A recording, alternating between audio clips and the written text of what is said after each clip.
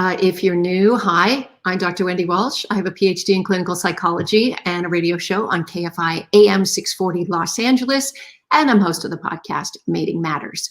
Or maybe you know me because you've been one of my students, because for the past 5 years, I've also taught psychology at California State University, Channel Islands.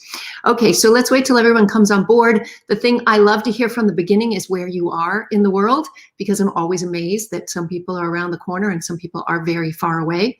Let me put that up there so you can see. So let me know where you're watching from and give me a wave. Hello up there on Instagram. As you can tell, I put my phone up there on Instagram, and here's my computer. And on my computer, it should be streaming through StreamYard to Facebook, Twitter, and YouTube. Okay. Hello, everybody. Where are you right now? Florida, Orange County. Wow. Long Island, New York. That's so cool. Woodland Hills, around the corner. Good. Miami. I love Miami. My best friend from childhood lives in Miami. Irvine. Hello, Irvine. Welcome. Oh, maybe I should turn on the comments over here on the Facebook side so I can see. Somebody has a question about how to overcome a breakup. I've got some news for that. Hello, Texas. Hello, Panama City, Florida. Hello, Westlake Village. It's a beautiful place up there. I didn't even know there's a lake. I was up there recently and I drove around the lake and I was like, oh, I guess now I know why it's called Westlake. So welcome everybody. South Australia. Oh, you must watch me on 9 Network. And New Jersey. Hello, New Jersey. Good to have you here. Okay, so, and somebody says, I know where you are. I don't even recognize your screen name. Huh? Do I know you? Oh, Carrington's there. Hi, Carrington. My daughter's on Instagram. She wrote, hi, Mom. It's nice. She moved to San Francisco. She's got a real job. She's 22. She's launched. It's so sad. Okay. Oh, and Dubai. Hello, Dubai. Nice to see you in Dubai. And hello from Pasadena. Hi, Linda. How are you? Good to see you again. Okay. Baltimore. Wow, you guys are everywhere. This is so exciting. All right. You can keep it coming, and every once in a while I'll notice. So someone now already asked me tips for how to recover from a breakup. I'm going to get to that in a minute, but first let's get to the thing that I advertised and I want to talk about, which are, I went through some research today, stuff I already knew, but it was good to have a refresher. Hello, Bill from Baton Rouge, Louisiana. Corpus Christi, Texas. Hello, Long Beach. How are you? Jackson Hole, Wyoming. Oh, now I remember. Sorry, didn't remember the screen name. Okay, so let us go through, according to science, 10 quick things that can increase our mood and our happiness, because I know some people are feeling kind of down. All right, first one, not a surprise, exercise. But here's the surprising thing about the research on exercise. It doesn't have to be for long duration. Did you know that even 10 minutes of very intense exercise can release enough endorphins, excuse me, to boost your mood? I usually have a glass of water here, and the one night I didn't bring it, I have a dry throat. Anyway, so I do an online class faithfully every morning at 7:30, although today I did a noon one because this particular instructor, Journey, if you know Journey from the studio MDR, just gets my mood going. She's so happy and she's so funny. Plus, she puts her face right at the camera and she watches what you're doing and she tells you if you're doing bad. No, she doesn't, but she's like, improves what you're doing. So anyway, a minimum frequency is more important than duration when it comes to exercise, and it can totally boost your mood. Okay, sleep more. It makes you way less sensitive to negative comments, negative things in the world. You know, they did this one research study where they took a bunch of college students, made them totally sleep deprived, and they asked them to, how do they word it? Memorize a whole list of words. And when they were overtired, they memorized 81% of negative words and only, what's left over? 29% of positive words. In other words, they focused on the negative because they were overtired. That's why we need to sleep more. Okay, third, spend more time with friends and family. We know that relationships are the thing that's good for us. And I know many people are quarantining and staying away from people, and that's why I'm here, so I can be with people. Hi, how are you? No, also try to call somebody every day. Make at least 1 or 2 personal calls a day to just talk about nothing, just to get. But one of my favorite quotes from Harvard happiness expert Daniel Gilbert says, "We are happy when we are family, when we are with family. We are happy when we have friends, and almost everything else we do in our life is designed to get us more family and friends." Think about it. Really, that's the stuff that makes us happy. Okay, moving on. Number 4. This is a big one for me. get outside more often for at least 20 minutes a day. You need every sensory thing, not just looking at a picture of nature. You need the beauty of the green for your eyes. You need the smell of being outside. Hopefully you're not like outside in an alley beside a dumpster and smelling bad things, but out near greenery. You need the feeling of the breeze on you. You need the full package to get a proper nature bath, as I like to call it. So find a hiking trail, find a place where you're out of the city a little bit and get outside for at least 20 minutes a day. Interesting enough, there was some research done to determine what is the best temperature where people get the biggest boost of happiness. And here's the crazy thing. It's 57 degrees. Oh, someone do the Celsius for me on that, please. What is that, 13, 14? Anyway, hi, Karen. What's 57 degrees? Tell me. So that is apparently that nice brisk weather where you're out walking and it's not too hot and not too cold is supposed to be the best. Hello, Belton Bethany. I'm glad you're here. Hi, and Karen's here too. I got my Canadian friends here. See, I was just talking about how important friends and family are, and now I've got them right here with me. Okay, let's move on to number 5. Wait, I got to scroll down for this. You knew this one. Help others. Research has shown that the magic number of giving back to other people is 100 hours a year. Think about it. That's only 2 hours a week. Now, I know if you're, oh, someone takes moon baths. That's kind of nice. I know if you're a parent, you're giving and giving and giving and giving. So you're getting the benefit of that, right? If you're not a parent, then you do have to find ways to give back to people. And there are lots of ways we can do it online. There are lots of helpful things that we can do to people, for people, but you get this major boost of happiness when you give back to others. Okay, moving on. Number 6. This is one of my favorites because I've read lots of research on it. Smile more for 2 reasons. One is, look at me right now, you guys, look. Hi, how are you? Hi, how are you? When someone smiles at you, don't you have the urge to mirror neurons to mirror back? Did you feel yourself start to smile when I smiled at you? Smiling does 2 things. It makes people smile back, so it becomes an environmental feedback loop. But the other thing it does, did you know we have 43 muscles in our face? And they send messages to our brain. Even when you fake smile, you tell your brain you must be happy. This brain gets tricked really easily, okay? So just make yourself smile more. And when we're sitting, working from home, staring at a computer, we're not smiling enough. Okay. 10 ways to increase your happiness. Another one of my favorites coming up, number 7. Plan a trip that you may never take. Did you know research shows that just planning the trip gives a bigger boost of happiness than taking the trip? Because the vacation, yes, it is hard. You can't see the smiles. This is a problem with the masks. I see you, Sonny boy. It's true. That's why we need to get online and smile. I ordered one of those masks with a smile on the outside. You send in a picture of your face, but then if your eyes are dead and your face is doing that, you look a little like the Joker. It's kind of weird. Okay, what was I saying? Plan a trip. So the research shows that it is if you're one of those long range planner, which I normally haven't been, but the past couple big trips I've taken in my life, I did plan it far ahead, is you get a boost in happiness for a full 8 weeks before the vacation. 8 weeks. Of course, the vacation might be terrible. Might be full of stress, might not be what you expected, but it doesn't matter. The 8 weeks. So plan trips. We should all be online planning. You know, when I had a couple trips planned when COVID started, I left my money with American Airlines. They said, you got a choice. You can either, we'll give you a refund or you can leave in a little account here.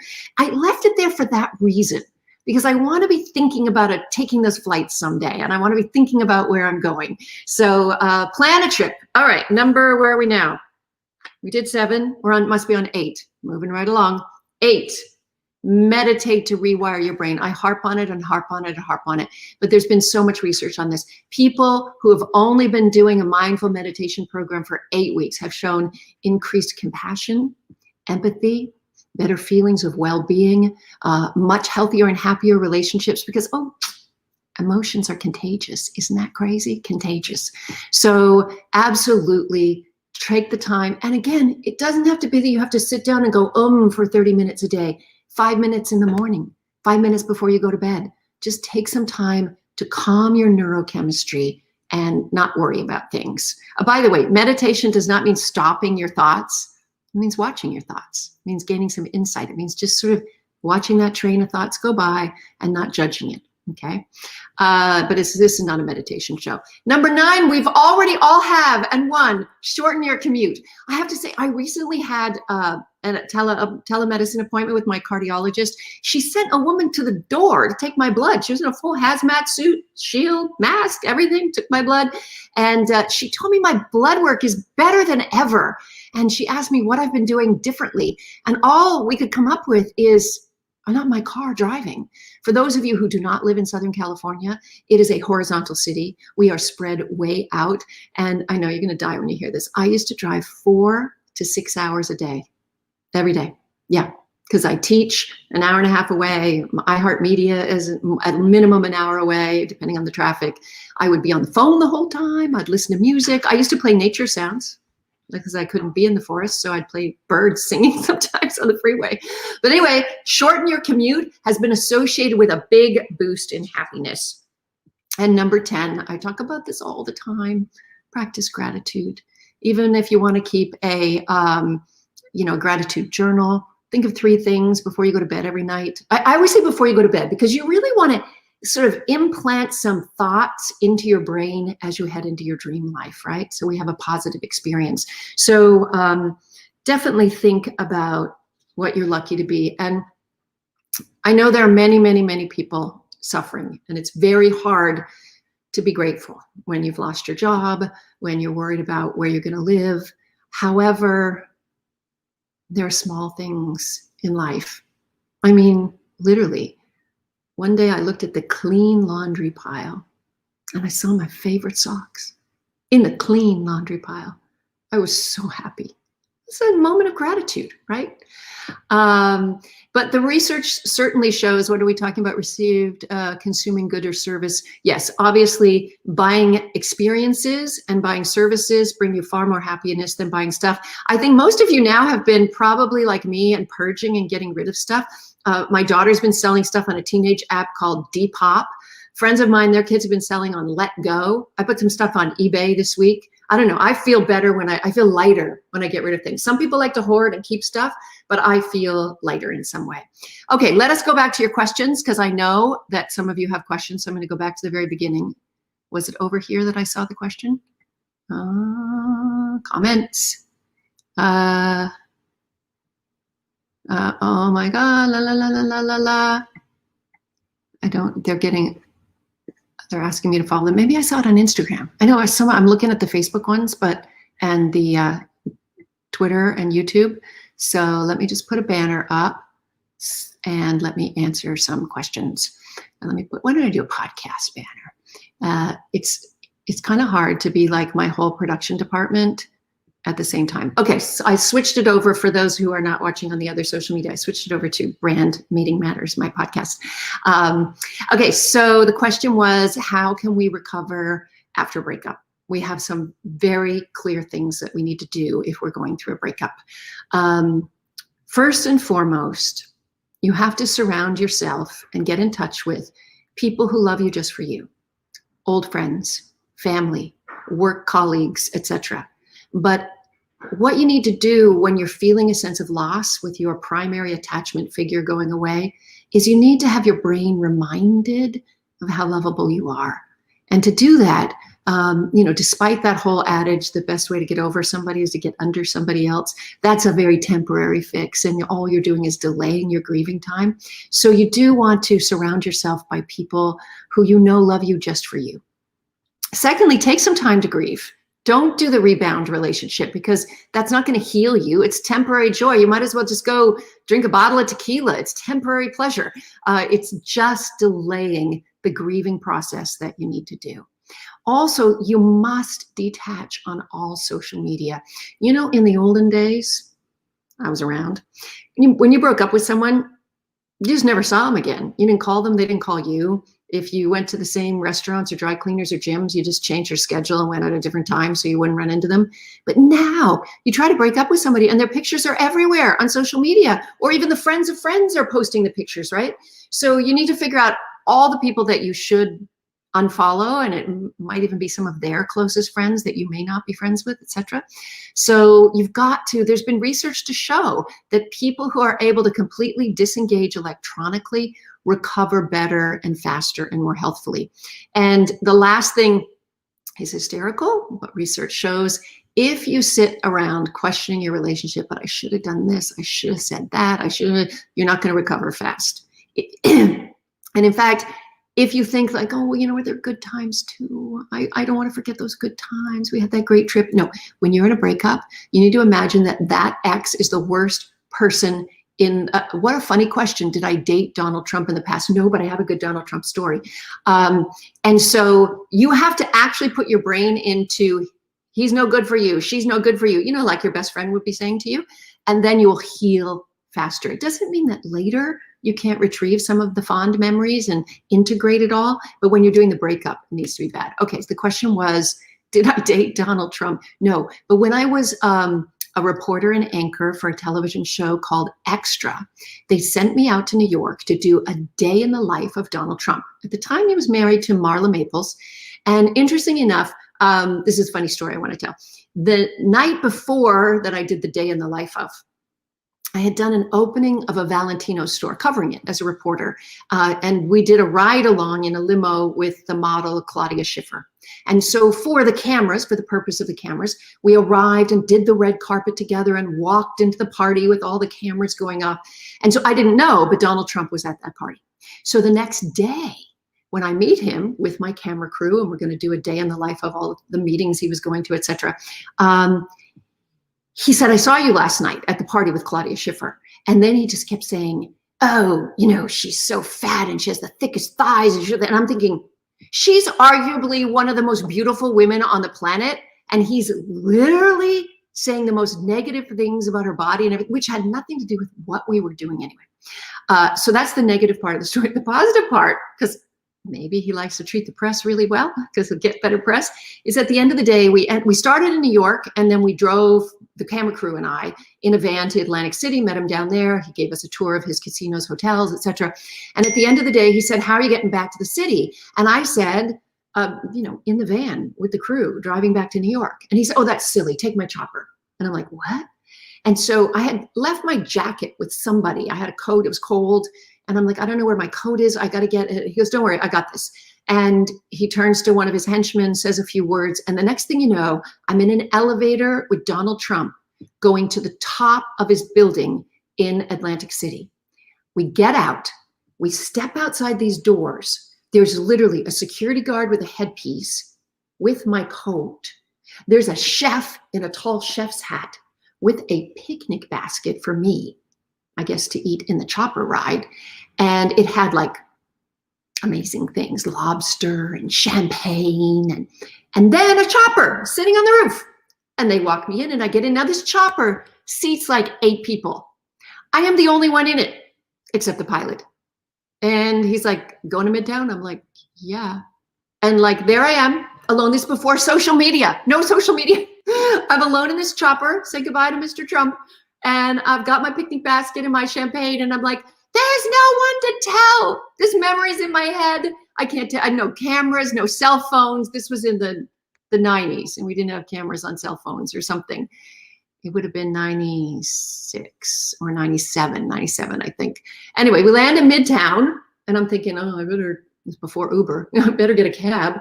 And then there's a limousine right there at the other end. And so I took my basket. I didn't have time to eat in the chopper ride. It was so short. Took my basket, went back to my hotel, had my little picnic by myself, called my best friend, Maria. I'm like, Maria, you would not believe this. So that's my Donald Trump story, how he really criticized the body of Claudia Schiffer, but then gave me a nice picnic and a helicopter ride. So there you go. That's my story. Any other questions? Anybody else have any other questions? While we're here, thank you, Don. Yeah, it was a fun story. I'd forgotten about it. I have a picture from it, from that day too, somewhere. I'll post it. I posted online years ago. But the weird thing is, if you post anything, even if it's just a personal little story, and it's even slightly perceived as being political, nowadays you just get attacked so much online. And, you know, I'm actually a real person. I'm a human being with feelings. And although I'm one tough broad, everybody has their sensitive moments. And to wake up in the morning when I had to like raise small kids and look at my phone and see all that anger from all those trolls, it is so hard to live with. So now I try as hard as I can to stay off politics. I try to believe that all humans, all of us as Americans, are more alike than not, right? Question was, how do you deal with people who insist that COVID is not real or a conspiracy? Let's see.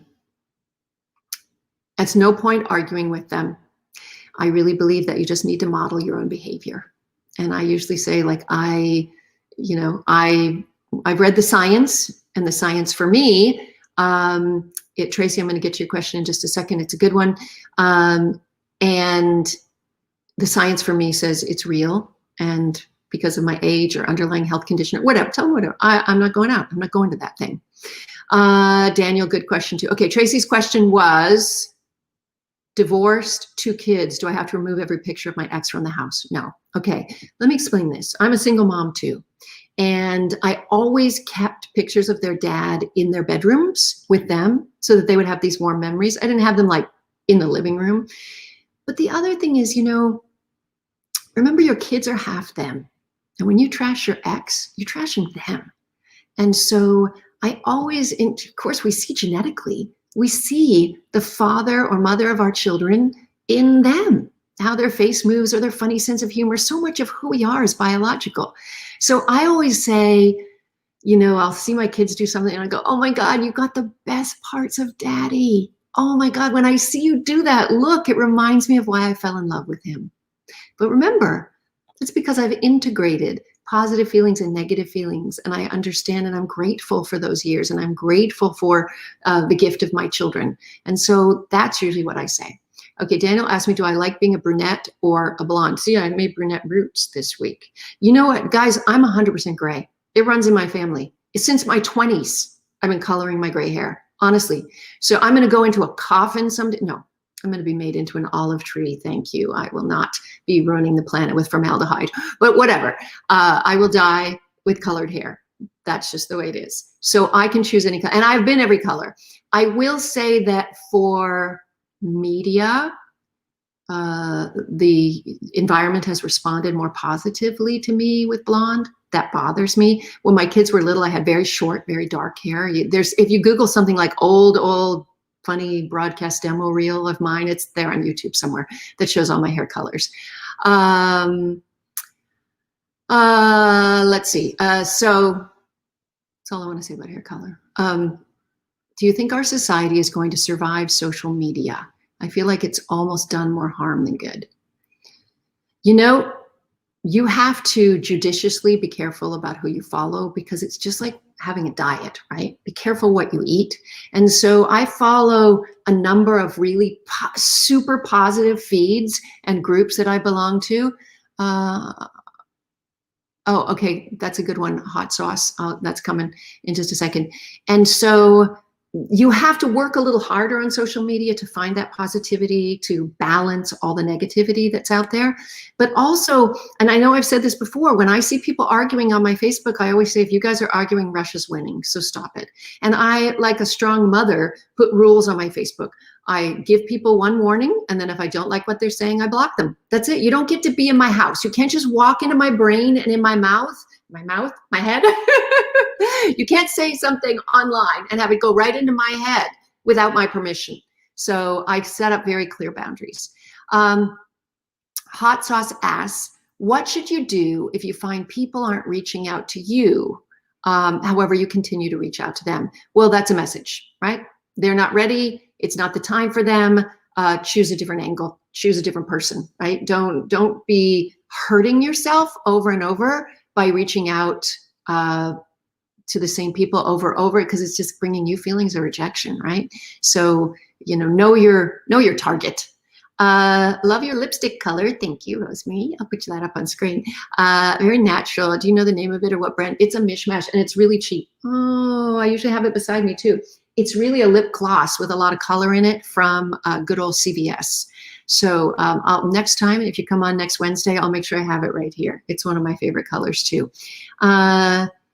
Oh, here's a good question. What do you think of former couples who see each other just for sex? It's called sex with your ex. Well, the problem is just the fact that the person is defined as ex means that you're non-exclusive. So it's not necessarily the safest sex in the world, right? Also is, what are you doing? Are you reigniting and re-injuring yourself by going back? If you're no sex is a standalone, no strings attached experience. There's something happening, right? So you guys are making some kind of connection on some level. Maybe it's time to get back together. I'm a pediatric hospice nurse. Oh, what can I do when my adult son brings people in the garage, working out, talking without precaution? Oh, okay, this is the hardest one ever. I've had this conversation with so many of my friends. So the answer is, we have to put boundaries on our young adults and our college students. My 22-year-old daughter, when she is home, she's so worried about me and protective of me getting sick that she really monitors herself very well. Okay, someone said kick him to the curb. What other questions? Let me just scroll back here on Facebook.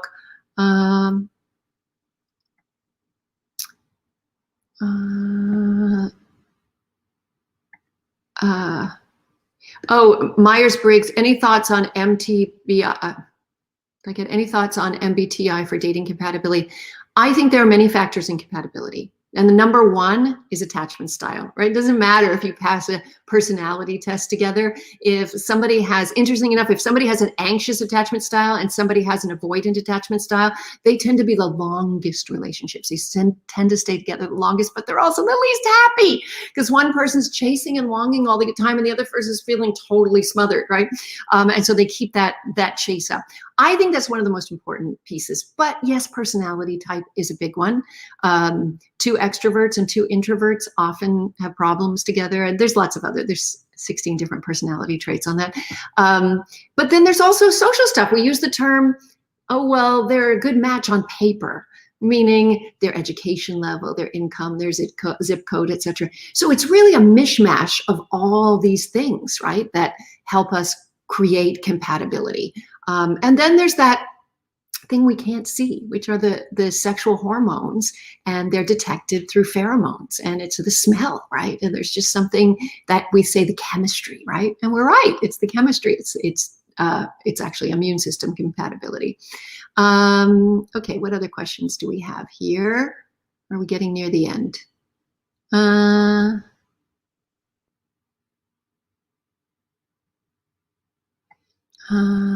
I think I got everything. I'm scanning through some of the questions, and I think we got everything we needed to. Thank you for all the kind things you're saying. I'm not going to put them on the screen, but it's very sweet.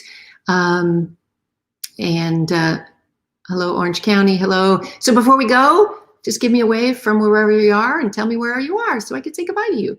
Goodbye, Orange County. What does clutter mean in dreams? Well, it depends who you are and depends on your references. Okay, next week, ask me again, overcoming lack of confidence. We can talk about that. I'm gonna go now. I told my daughter we would have a little cocktail on the roof. Well, she's only 17. She'll pour mine maybe, and have a little relaxing time because she's been busy doing a summer course and I've been busy building a course for new students come September. So anyway, thank you so much, and I will see you all next. Hello, Daniel in the high desert. Hello in Torrance. Goodbye in San Francisco. Hot sauce and that's where my daughter is. Take good care of my baby Carrington. And thank you all from Charleston, North Carolina. Bye. Rosemarie, thank you. Bye from Norma in Pico Rivera. And hellos and goodbyes. Where else? Oh, Sacramento. Hello. I stayed in Sacramento a few weeks ago on my way back from Oregon. Steve from Beverly Hills. Good to see you all. Thank you for being here every Wednesday at 6 o'clock. You are welcome. You know how I post on my social media earlier that I'm going to be going live at 6? You can post all your questions there so I can prepare myself. Bye, Karen from Ottawa. Good to see you, Karen from Ottawa. Bye, AF Yaglo from Los Angeles. Bye, everybody. Good to see you. Okay, I'm going to log off now. Thank you for your kind things. And this Sunday, 4 to 6, KFI AM 640 Los Angeles. Listen anywhere in the world on the iHeartRadio app.